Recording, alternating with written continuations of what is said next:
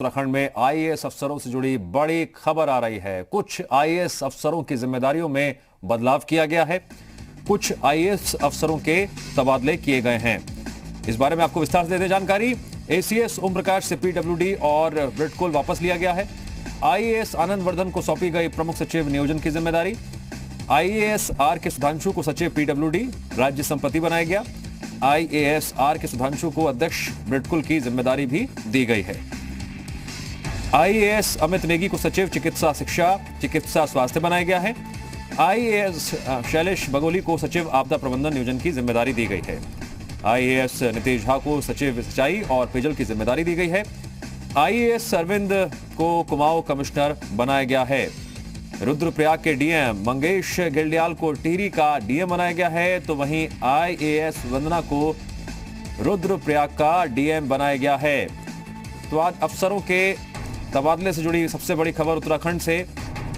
एक तरफ जहां कुछ आईएएस अफसरों की जिम्मेदारियों में बदलाव किया गया है, तो वहीं कुछ आईएएस अफसरों के तबादले किए गए हैं।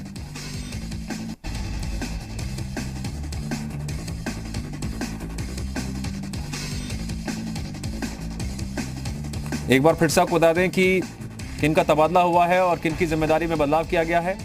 एसीएस ओम प्रकाश से पीडब्ल्यूडी और ब्रिडकुल वापस लिया गया है। आईएएस आनंद वर्धन को सौंपी गई है प्रमुख सचिव नियोजन की जिम्मेदारी। आईएएस आर के सुधांशु को सचिव पीडब्ल्यूडी राज्य संपत्ति बनाया गया है।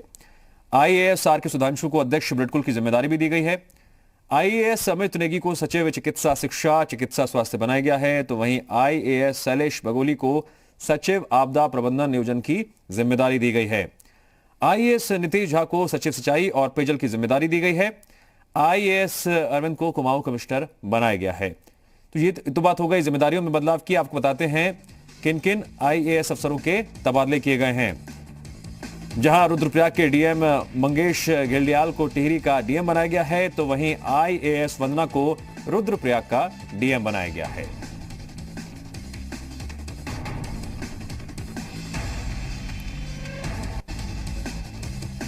तो लगातार हम आपको जानकारी दे रहे हैं किस तरह से उत्तराखंड में कुछ आईएएस अफसरों की जिम्मेदारियों में बदलाव किया गया है, तो वहीं आईएएस अफसरों के तबादले किए गए हैं। इस खबर पर और अधिक जानकारी के लिए जुड़ गए हैं जी मीडिया संवाददाता कुलदीप नेगी। कुलदीप, कुछ अफसरों की जिम्मेदारियों में जब बदलाव किया गया है, तो वहीं कुछ का ट्रांसफर किया गया है। क्या जानकारी सामने आ रही है? देखिए, उत्तराखंड शासन से यह आज की बड़ी खबर है। 16 आईएएस अधिकारियों के जिम्मेदारी में बदलाव किया गया है। इसमें सबसे पहले बात करेंगे एसीएस ओम प्रकाश की। उनके जो विभाग पहले लोक निर्माण विभाग और अध्यक्ष ब्रिडकुल उनके पास था, अब वो विभागों की जिम्मेदारी उनसे वापस ली गई है। इसके अलावा राज्य में मौजूदा वक्त में जिस तरीके से कोरोना का ग्राफ तेजी से बढ़ता चला जा रहा है, ऐसे में सरकार ने एक बड़ा फैसला किया है।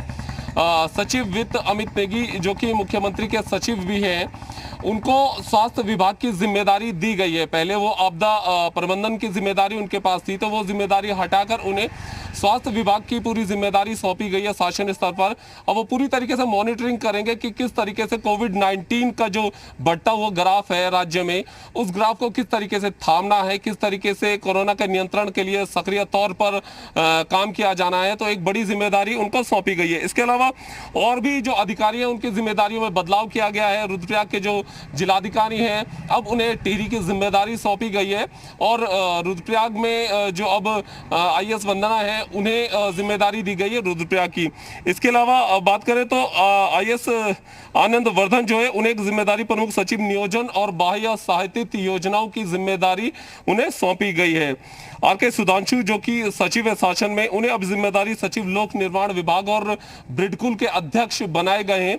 इसी तरीके से और भी जो अधिकारी हैं उनकी बात करें तो अब जो आपदा प्रबंधन की जिम्मेदारी जो है वो जो जिम्मेदारी शैलेश बगोली संभालेंगे, जो कि आयुक्त परिवहन की जिम्मेदारी अब तक संभाल रहे थे। आयुक्त परिवहन की जिम्मेदारी उनसे वापस ली गई है। तो इसी तरीके से जो शासन में तकरीबन 16 अधिकारियों के आईएएस अधिकारियों के विभागों में जिम्मेदारियों में बदलाव किया गया है, और ये जो बदलाव माना जा रहा है कि कार्य संस्कृति को और बेहतर करने के लिए और इफेक्टिव करने के लिए यह बदलाव किया गया है। जी ठीक है कुलदीप, बहुत महत्वपूर्ण हो जाता है अगर हम आज के वक्त की बात करें तो इन जिम्मेदारियों और तबादलों के तहत क्या ये माना जाए कि इस वक्त जो व्यवस्थाएं हैं उसको और ज्यादा सुदृढ़ करने के लिहाज से भी और सरकार जो भी शासनादेश दे रही है उसके तहत भी आने वाले वक्त में जो चुनौतियां हैं उनसे लड़ने में और ज्यादा सशक्तिकरण के साथ सभी अधिकारी अपनी जिम्मेदारी समझ भी सकें और जमीनी स्तर पर काम कर सकें।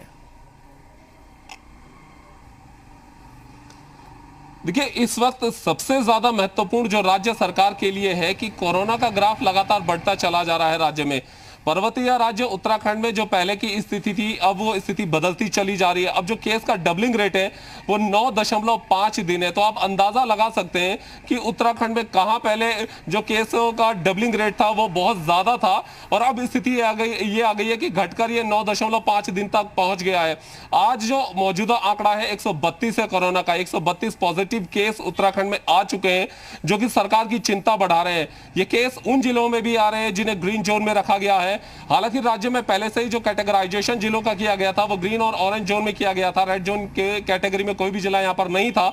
लेकिन जिस तरीके से अब ये ग्राफ बढ़ता चला जा रहा है और जो जिले ग्रीन जोन की कैटेगरी में डाले गए हैं उन जिलों में भी ये ग्राफ पहुंच रहा है, तो ऐसे में अब स्वास्थ्य विभाग में और मजबूती के साथ काम करने की जरूरत है। इसलिए एक जिम्मेदारी, एक बदलाव वहां पर किया गया है और जो मुख्यमंत्री के सचिव है उन्हें जिम्मेदारी स्वास्थ्य विभाग की सौंपी गई है। ठीक है कुलदीप, जानकारी के लिए आपका शुक्रिया।